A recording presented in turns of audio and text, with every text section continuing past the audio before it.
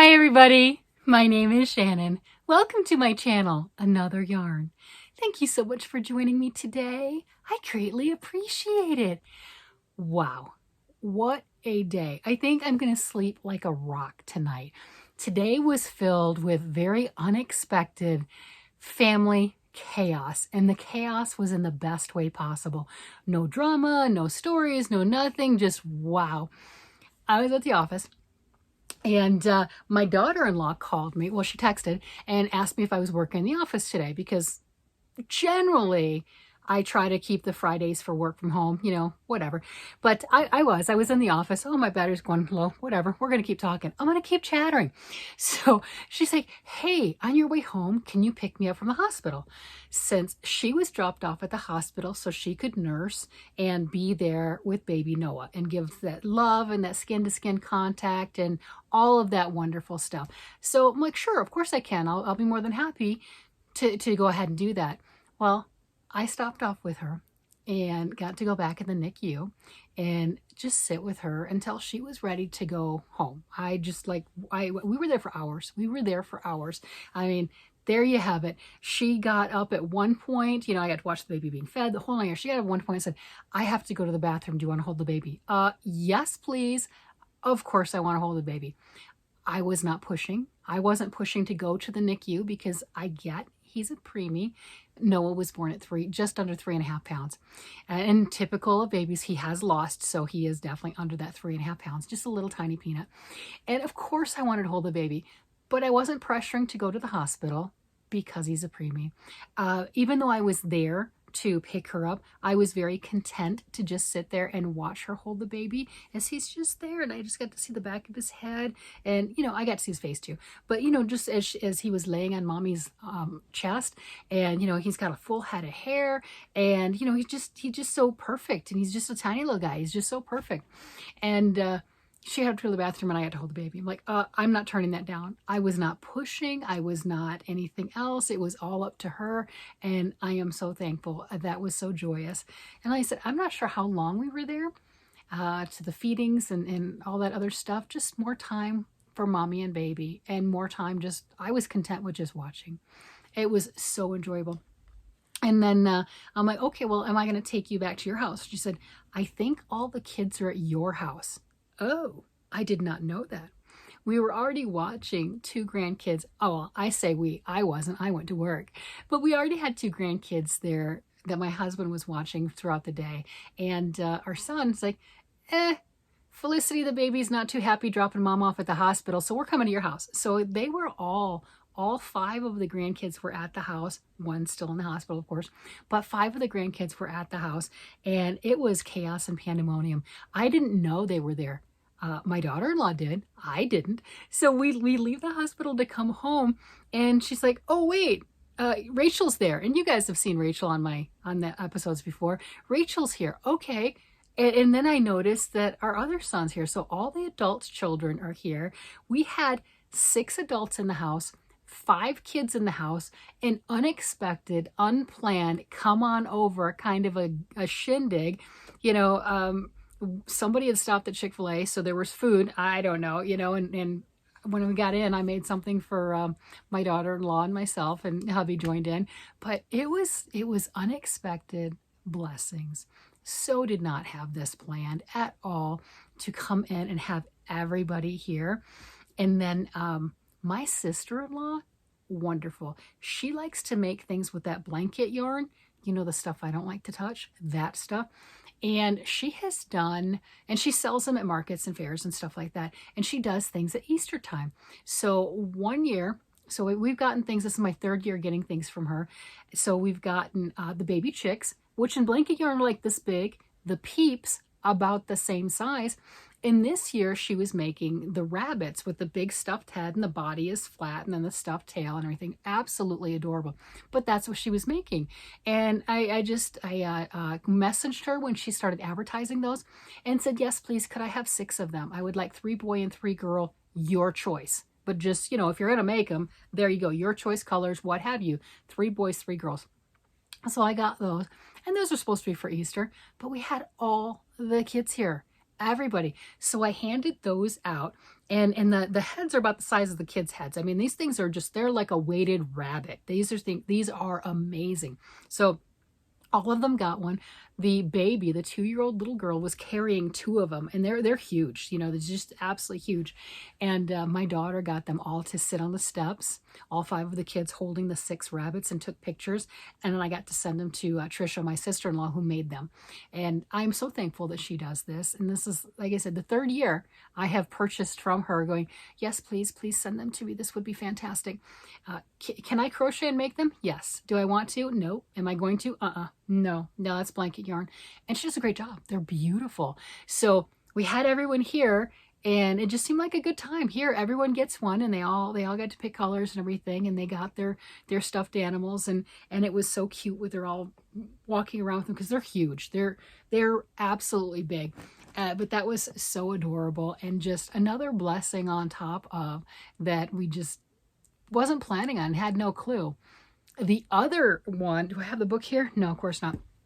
The other one, I had been doing earlier in the year a lot of crocheted items out of that Timeless Heirloom Crochet, the textured crochet book. Oh my gosh, amazing. So I made a sweater out of the Big Twist Menagerie, one of their newer lines. Joann's, we know Joann's going out of business, but one of the newer lines before they announced all their liquidation.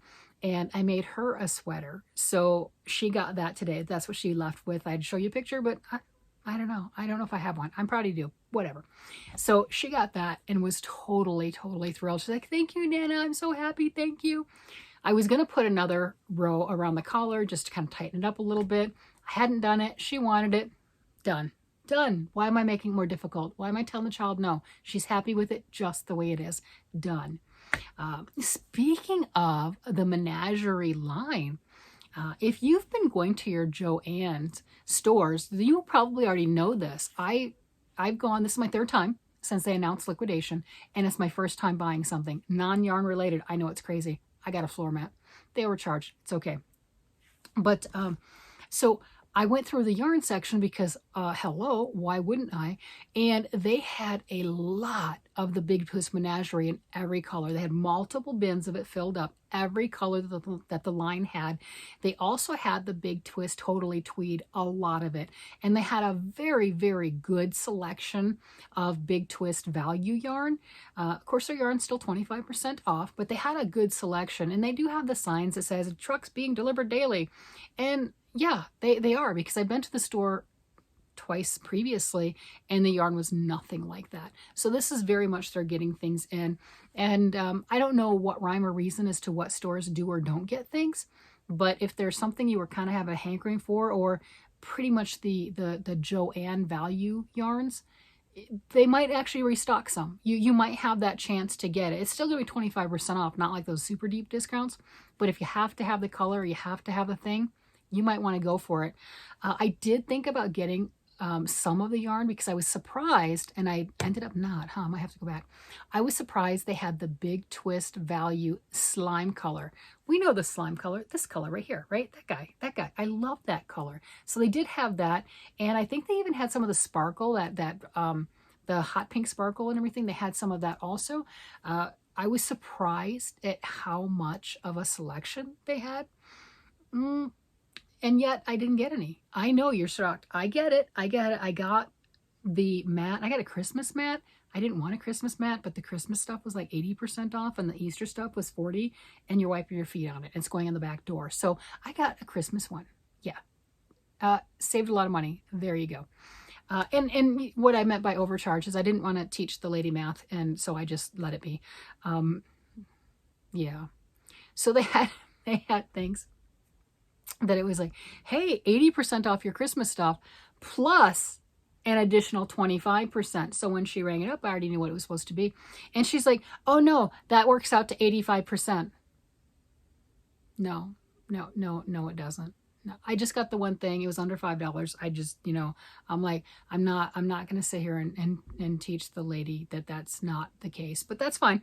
It is what it is. Math, it's fundamental skill. People don't have it. It's okay. So it just is what it is. So I did. I had a great day. You know, I mean, I went to work. Well, work was fine. I got to stop in at Joann and got the like I said, we did need one of those, like a welcome mat is what it is, right? You know, it's got gingerbreads on it. It was the least Christmas one. Didn't have any words on it or what have you. Again, I could have gone with the Easter one or something else, but that would have cost more. And I didn't care. I'm like, I just want something that, you know, it's on the back door. We don't get company at the back door. That's just for the dogs when they're coming in and out. You know, that's how that goes. I'm like, okay, I just need this. So that was really what I went there for, that and just trying to do a little scouting mission.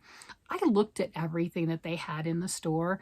Like if you're a sewer, they were like 5 or 6 colored of the Gudemann's sewing thread, maybe. The oranges that I liked and the gold, they had a couple of those. That's it. So their sewing thread was decimated. And I can understand that because I think that what I've heard, I don't work in that realm so much, but the Gudemann's is like one of the best that you can use and get with. Very, very strong, very quality, etc. So that makes sense. So those were completely decimated. Their books and magazines were gone last time I was there. I think even like the first time it was only like 10, 12 books. That was it. So those were just completely wiped out. You know, so there's just some things that are just gone. There's some buttons left, not a lot. And that was just at my store, but it was just kind of interesting to see the things that were there and the things that weren't. And you could really tell the stuff that they had stocked. Some of the other stuff they did have, right here, they had some of this big twist baby bunny. They had, no, I didn't get this one today. Like I said, I didn't get any yarn today. But the Big Twist Baby Bunny, they had in lavender. They had some of the blue multi. They had the gray. You know, they had a couple colors like that. And then those bins were stocked full, the ones that they had in there. Like they had just gotten a large box of it. And okay, there we go. We got a large box of this color. That's what we have. So it was just kind of really interesting to see that as it gets kind of taken care of and what have you. It was sad, but yeah, I got so much yarn in January and February from Joann. I'm not feeling like, oh, I have to get some. Although I will go downstairs and I will look and count how many of the slime color I have and some of the others. And if I really, really want to, I might go back and get a couple of skeins of the value yarn, because during all of their sales, when it would have been better to do so, and I didn't, I just didn't get any of the value yarn. I got everything else. I got all of their other branded stuff, but I didn't get any of that. And truthfully, it's okay. I have enough. It's okay. But sometimes it's that urge, like, I want to play. I want to be there. You know, the fear of missing out. Lady, you didn't miss out, right? Because, I mean, look, I've got enough. I did not miss out.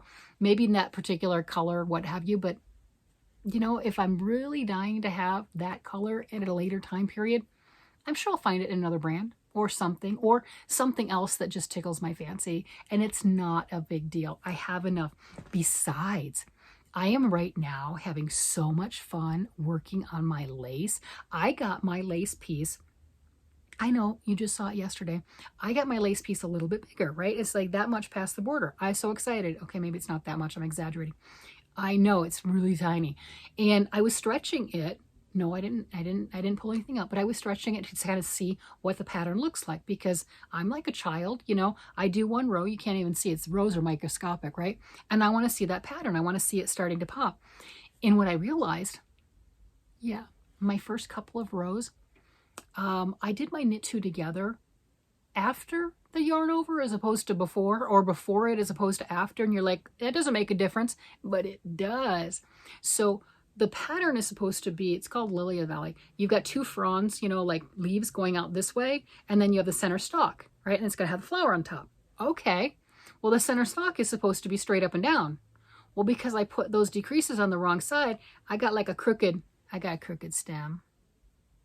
Yeah.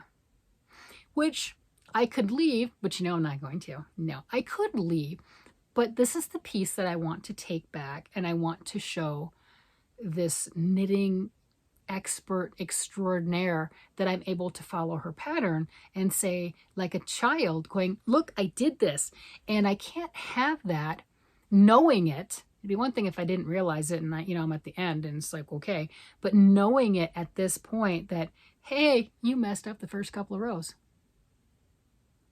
Yeah. So I'll show you that I did get a little farther because I got to go pull it out now. I mean, it's fine. It's just part of the process. Let me see if I can get this thing. Okay, so I'll have to show a picture. Let me see.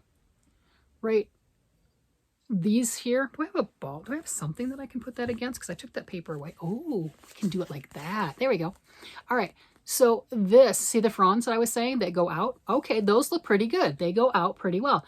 This thing is supposed to be a straight up and down line, and it's not. We've got a little curve. You see this a little darker right here because I did my decreases on that side. They're supposed to be on the same, and then you've got up here, it's a little darker on that side. They're supposed to be on the same side.